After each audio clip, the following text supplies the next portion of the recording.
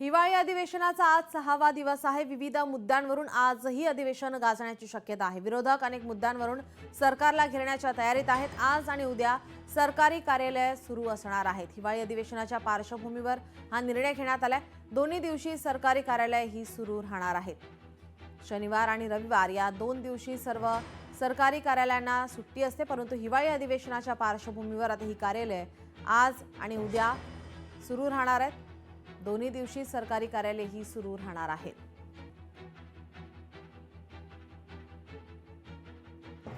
आपले प्रतिनिधी ज्ञानेश्वर पवार आपल्या सोबत जोडलेले आहेत। ज्ञानेश्वर, आज आणि उद्या दोन्ही दिवशी सुद्धा कार्यालय हे सुरू राहणार आहे, कामकाज सुरू राहणार आहे। विविध मुद्द्यांवरून आज सुद्धा अधिवेशन गाजण्याची शक्यता आहे।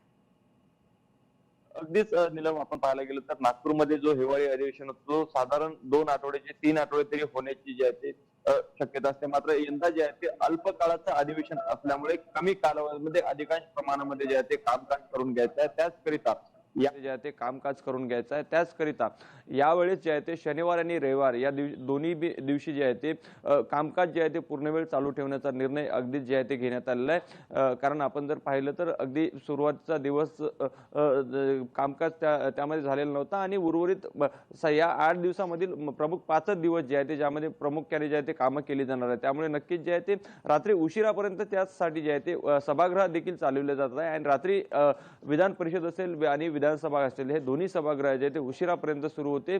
त्यामुळे अधिवेशन काळ जे आहे ते अल्प असल्यामुळे अधिकांश प्रमाणात कशा पद्धतीने मुद्दे मांडता येईल आणि प्रश्न सोडवता येईल या संदर्भात जे आहे ते हे निर्णय जे आहे ते एकूण शासन स्तरावर घेण्यात आलेले आहे। त्यामुळे शनिवार आणि रविवार या दोन्ही दिवशी जे आहे ते हे संपूर्ण कामकाज सुरू राहणार आणि प्रत्येक कार्यालयातील अधिकारी आणि कर्मचाऱ्यांना जे आहे ते आपल्या कार्यालयामध्ये उपस्थित राहण्याचे आदेश जे आहे ते सर्वांना देण्यात आलेले आहे। आणि एकूणच पाहायला गेलं तर अधिवेशन काळ अल्प काळाचा असलं तरी नागपूरमध्ये जे आहे ते आता सध्याला मोठ्या प्रमाणामध्ये सत्ताधारी आणि विरोधक यांच्यामध्ये जे आहे ते या ठिकाणी संघर्ष पाहायला मिळतोय।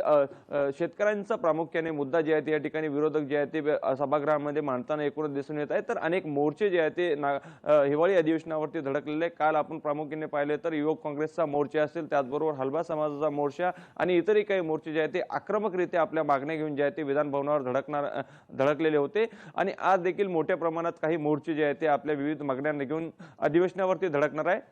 आणि सोबतच मोर्चा संदर्भामध्ये नागपूरच्या खंडपीठाने काल एक महत्त्वपूर्ण निर्णय दिला आहे। नागपूरमध्ये कडाक्याची थंडी पडत आहे, त्यामुळे या थंडीमध्ये जे आहे ते आपल्या बचावासाठी त्यांना काहीतरी संरक्षण द्यावं अशा पद्धतीने शासनाला त्यांनी सूचना दिल्या आहे आणि स्वतःहूनच त्यांनी जनहित याचिका दाखल करत या संबंधित एक समिती नेमलेली आहे। जी समिती दररोज दुपारी 4 वाजता ते 7 वाजे दरम्यान जे आहे ते संपूर्ण आंदोलनकर्त्यांची जे आहे ते या ठिकाणी पाहणी करेल। एकूणच त्यांना काही सुरक्षा दिली जात आहे का या सगळ्या गोष्टीची जे आहे ते माहिती ते न्यायालयामध्ये एकूणच सादर करणार आहे। ज्ञानेश्वर, आणखीन कोणकोणते मुद्दे आज उपस्थित केले जाऊ शकतात? जसं की बिबट्याचा प्रश्न आहे, त्या संदर्भात कुत्र्यांचा जो धुमाकूळ सुरू आहे राज्यभरामध्ये, त्याचप्रमाणे आपण जर पाहिलं तर तपोवनाचा हा गाजलेला मुद्दा, हा सुद्धा मुद्दा या ठिकाणी विरोधक सरकारला घेरण्याच्या तयारीत पाहायला मिळू शकतात।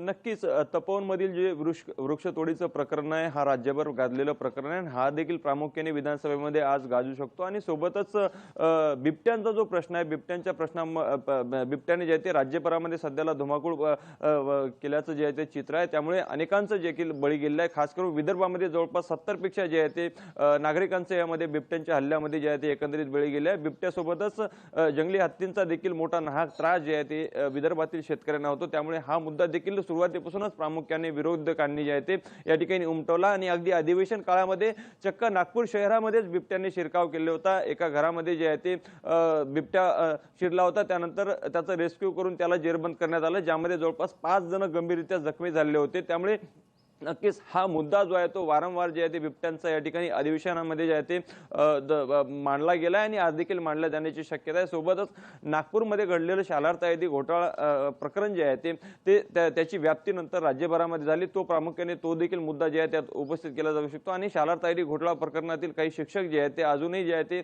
आंदोलन करत आहे, कारण की जेव्हापासून या प्रकरणाची चौकशी सुरू झाली तेव्हापासून त्यांचा पगार जे आहे ते थकीत आहे। त्यामुळे आम्ही दोषी नसताना आमचा पगार का थांबवला या आशयाखाली त्यांनी आता आंदोलन जे आहे ते पुकारलं आहे आणि मागील 4 ते 5 दिवसापासून सतत त्यांचं आंदोलन सुरू आहे. तो आंदोलन अजून कायम आहे. त्यामुळे हा मुद्दा देखील आज प्रामुख्याने विरोधक आज सभागृहामध्ये या ठिकाणी मांडू शकतात आणि इतरही काही महत्त्वाचे जे राज्यातील मुद्दे असते त्या मुद्द्यावरून आज सत्ताधारी आणि विरोधक आमने सामने आपल्याला आलेले पाहायला मिळू शकते. नक्कीच यावर आता सत्ताधारी काय उत्तर देतात याकडे सर्वांचं लक्ष असेल. तुर्तास धन्यवाद आपण दिलेल्या माहितीसाठी.